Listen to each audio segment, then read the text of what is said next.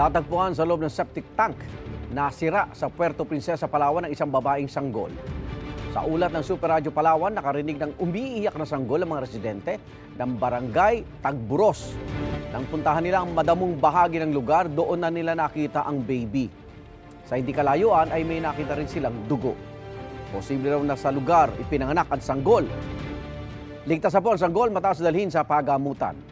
At nagsasagawa naman ng investigasyon ng mga otoridad para matukoy ang ina ng sanggol. Igan, mauna ka sa mga balita. Mag-subscribe sa GMA Integrated News sa YouTube. Sa mga kapuso abroad, subaybayan nyo kami sa GMA Pinoy TV at sa www.gmanews.tv.